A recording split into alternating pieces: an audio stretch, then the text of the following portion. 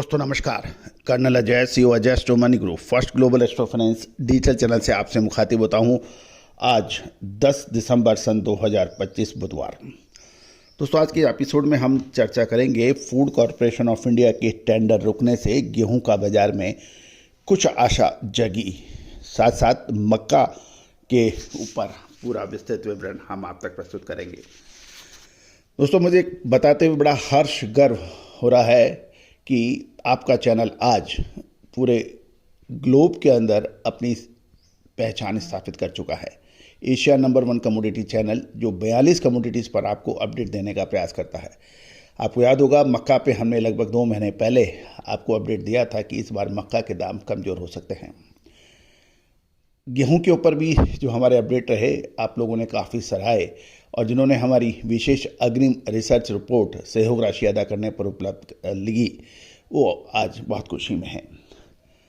दोस्तों कहा जाता है कि अनुसंधान रिसर्च एक आसान काम नहीं है। इसमें अपार जनशक्ति, वित्तीय संसाधन और के साथ साथ एक मजबूत इच्छा शक्ति की आवश्यकता होती है। और दोस्तों ये निरंतर चलती रहे उसलिए आपका सहयोग भी अपेक्षित है। जो महानुभाव इसमें सहयोग करना चाहें भारतीय अनुसंधान पद्धति के ऊपर वो संपर्क कर सकते हैं। उनको हम विशेष अग्रिम रिसर्च रिपोर्ट प्रोवाइड करते हैं जो उनके व्यापार में सहायक सिद्ध हो सकती है। जानिए रिपोर्ट विस्तार से। सबसे पहले तो चर्चा करेंगे एफसीआई के टेंडर गेहूं के बारे में। कल मंगलवार को देश भर की मंडियों में गेहूं के भाव ज़्यादातर स्थिर से मजबूत बताए जा रहे हैं। इसका प्रमुख कारण यह है कि फूड कॉरपोरेशन ऑफ इंडिया ने ओपन मार्केट सेल स्कीम के तहत टेंडर कुछ दिनों के लिए रोक दी हैं, जिससे बाजार में गेहूं की सप्लाई के प्रभाव पर असर पड़ा और भाव को सहारा मिला। इस कारण खरीदार भी आगे कम माल मिलने की आशंका में स्टॉक उठाने लग रहे हैं। दोस्तों ये भी ध्यान देने वाली बात यह है कि फूड कॉरपोरेशन ऑफ इंडिया की ओपन मार्केट सेल स्कीम के टेंडर में कोई खास रिस्पॉन्स नहीं मिला था। बेंगलोर में कई दिनों की सुस्ती के बाद खरीदी बढ़ने के समाचार हैं। कीमतें बढ़कर 3100 रुपये प्रति क्विंटल पहुंची है। कोलकाता में भी 50 रुपये की तेजी से भाव 2870 रुपये प्रति क्विंटल हैं। दिल्ली में कीमत 2810 रुपये प्रति क्विंटल पे बताई जा रही है, लेकिन और रुख मजबूती का बताया है। ब्यूरो रिपोर्ट के अनुसार एफसीआई ने 10 से 15 दिनों तक टेंडर जारी नहीं करेगा। ऐसे में बाजार में माल की सप्लाई टाइट हो सकती है और कीमतें निकट अवधि के अंदर 25-30 रुपये के उतार चढ़ाव देखने को मिल सकता है। देश भर में गेहूं का औसत भाव लगभग 2500 रुपये प्रति क्विंटल है, लेकिन अवेलेबिलिटी कम होने की वजह से कई जगह इससे ज़्यादा रेट भी चल रहे हैं। सरकार ने चालू साल में गेहूं का उत्पादन का अनुमान बढ़ाकर 117.9 मिलियन टन कर दिया है।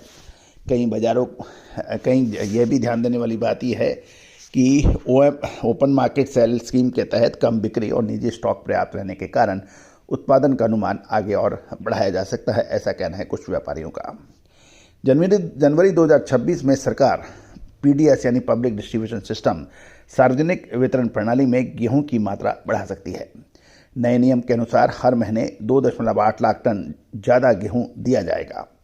जनवरी से मार्च 2026 के बीच 8.5 लाख टन अतिरिक्त गेहूं बाजार में आएगा, जिससे पीडीएस यानी पब्लिक डिस्ट्रीब्यूशन सिस्टम का कुल वितरण 18.2 मिलियन टन से बढ़कर 19.1 मिलियन टन हो जाएगा।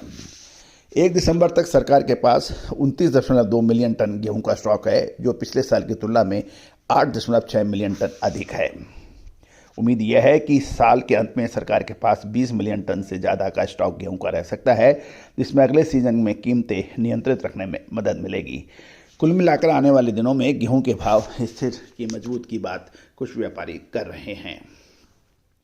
अब महत्वपूर्ण यह है कि पीडीएस का यानी पब्लिक डिस्ट्रीब्यूशन सिस्टम का जो गेहूं आम जनता के अंदर वितरण होगा, उसमें देखने में यह है कि उसमें कुछ हिस्सा बाज़ारों में उपलब्ध हो जाता है और उसका फ़ायदा कुछ व्यापारी उठा लेते हैं। अब चर्चा करेंगे मक्का के दाम कर्नाटक स्टेट से।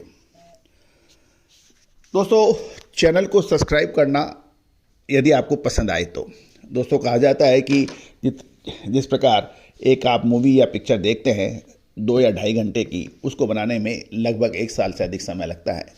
सैकड़ों की तादाद में actor, actresses, cameraman, editing team, cameraman इसके और सहायक स्टॉक, कॉस्ट्यूम डिजाइनर, इसके तमाम लोग इसके अंदर सैकड़ों की तादाद में लगते हैं, जब आपको 2 घंटे की या सवा 2 घंटे या 2.5 घंटे की पिक्चर देखने को मिलती है। उसी प्रकार कोई भी शो तैयार करने में, जो आप हमारा शो देख रहे हैं या कोई भी शो देखते हैं किसी भी चैनल पर, उसको बनाने में बहुत मेहनत लगती है, बहुत श्रम लगता है, बहुत उसमें कीमत लगती है। यदि आपको शो पसंद आए तो लाइक अवश्य कीजिएगा। साथ साथ कोई विशेष अग्रिम रिसर्च रिपोर्ट के लिए संपर्क भी कर सकते हैं। दोस्तों, मक्का पे खबर निकल के आ रही है कि मक्का के दाम लगातार नीचे गिर रहे हैं। कर्नाटक में मक्के की कीमतें 25 रुपये और गिरकर 2050 रुपये प्रति क्विंटल देखी जा रही है। पर्याप्त सप्लाई और कमजोर मांग के कारण आने वाले कुछ दिनों में कर्नाटक समेत की मंडियों में स्थिति कमजोर रहने का अनुमान व्यापारी लगा रहे हैं। गुलाबबाग में मक्का 2000 से 2150 रुपये प्रति क्विंटल बताया गया है, जो कि पिछले सप्ताह के मुकाबले देखा जाए तो ये 100 रुपये की तेजी है। ये बढ़त बांग्लादेश से मजबूत डिमांड, निर्यात की पूछ परख की वजह से बताई जा रही है। तमिलनाडु में बढ़ते निर्यात भाड़े से बाजार की धारणा दबाव में है और महाराष्ट्र के व्यापारी रेल मार्ग से मालदा को लगभग 2025 रुपये प्रति क्विंटल के मार्ग से थोक बिक्री कर रहे हैं, जहां से 20 से 30 किलोमीटर की दूरी तय करके मक्का बांग्लादेश भेजा जा रहा है। कई मार्गों से 10 से 30 रुपये क्विंटल की भाड़ा वृद्धि व्यापारियों की लागत बढ़ा रही है और वो विक्रेताओं से रियायत की डिमांड कर रहे हैं। इसी तरह से यदि हम बिहार की बात करें और मक्का की बात ना हो तो ऐसा संभव नहीं है, क्योंकि बिहार मक्का का प्रमुख उत्पादक राज्य माना जाता है। बिहार में मक्का का पर्याप्त स्टॉक है, जिससे निकट भविष्य में तेजी की संभावनाएं सीमित होती जा रही हैं। कुछ व्यापारियों से सर्वे करने पर यह पता लग रहा है कि बिहार में आक्रामक खरीदी के बजाय नियंत्रित बिक्री फायदेमंद है, क्योंकि सप्लाई बिल्कुल सुचारू है। आगे का भाव भाड़ा और तमिलनाडु की मांग तय करेगी। जहाँ तक निर्यात की बात करें मक्का के, तो मुंबई के निर्यातक 2000 से 2100 रुपये प्रति क्विंटल पर बड़ी खरीदारी कर रहे हैं, लेकिन भाव बढ़ाने के लिए वे बिल्कुल तैयार नहीं हैं। वहीं तमिलनाडु के प्रमुख खरीदार, जिनमें एरोड भी शामिल है, लगभग 50 रुपये की कटौती ऑलरेडी कर चुके हैं, जिससे ऊंचे दामों पर मांग कम होती दिख रही है। अमलनेर में आवक बढ़कर प्रतिदिन 1500 टन पहुंच गई है और किसानों को पड़ोसी मंडियों की तुलना में बेहतर कीमतें मिल रही हैं, लेकिन वे अधिक बिक्री कर रहे हैं। इसके बावजूद अनुमान है कि किसान अभी भी 50 से 60% स्टॉक रोके हुए हैं और अगले 1 महीने तक वो आपूर्ति यानी सप्लाई लगातार बने रहने की संभावना है। थोक मांग अब भी रेल रैक मूवमेंट पर आधारित है, यानी जितने ज़्यादा रैक की डिमांड होगी उतना भाव को प्रभावित होगी।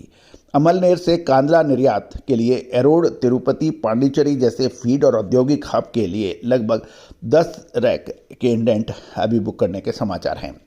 कुल मिलाकर घरेलू फीड और औद्योगिक मांग के साथ साथ निर्यात गतिविधियों को बाजार का सहारा है, लेकिन निर्यातक और दक्षिण भारतीय खरीदारों के ऊंचे दामों पर सीमित रुचि बढ़ती कीमत के लिए सेंसिटिव हो रही हैं, जो आगे की तेजी को रोक सकने में समर्थ हैं। किसानों के पास अभी भी बड़े पैमाने पर स्टॉक है। अगले दिन की आने वाले दिनों में आवक बढ़ी रहने की संभावना है। खरीदार ऊंचे दामों पर माल खरीदने से पीछे हट जाते हैं। ऐसे में बाजारों को सीमित दायरे में रहने की संभावना है। जब तक सप्लाई प्रभावित ना हो या निर्यात की बड़ी डिमांड ना हो, ऐसे में जब तक ऐसी स्थिति ना बने, मक्का के अंदर बड़ी सुधार की संभावना कम नज़र आती है। तो दोस्तों, ये था एक गेहूं और मक्का पे अपडेट। लगातार अपडेट विश्लेषण के लिए चैनल को सब्सक्राइब कीजिए। साथ साथ अपने इलाके में मक्का के भाव कमेंट बॉक्स में अवश्य लिखिए। साथ साथ किस विषय पर आप अधिक शो देखना चाहते हैं, अगला शो हम आपकी डिमांड के हिसाब से बनाने का प्रयास करेंगे। बिल्कुल अपनी डिमांड, अपनी रिक्वायरमेंट अपने हमारे को कमेंट बॉक्स में ज़रूर अवगत कराएं। All the very best, good luck, happy trading. Sonakshi की रसोई में आज की स्पेशल गेस्ट है मौसमी चैटर्जी जी। ये जी नहीं, मौसमी आंटी। ओके आंटी मौसमी, तो आज आप क्या बनाएंगी? मैं क्यों बनाऊं? मैं तो गेस्ट हूँ, आप बनाओ, हम खाएंगे। एक्टिंग में तो हिट हो, अब खाना बनाओ सुपर हिट। ठाट से बनाऊंगी खाना, है ना द बेस्ट एवरीडे मसाला। आओ बनाते हैं मसालेदार छोले। छोले हर रोज के करी में एवरीडे मसाले। शाही बिरयानी में स्वाद का जायका। পটল পোস্ত আর সর্ষে ইলিশ ভাপা। Every day, every day, every day, every day, every day spices. साफ मसाले, खुशबू और प्योर झांझ, टेस्ट से भर दे हर जुबान पे स्वाद। एवरीडे मसाले, देश का स्वाद। Every day,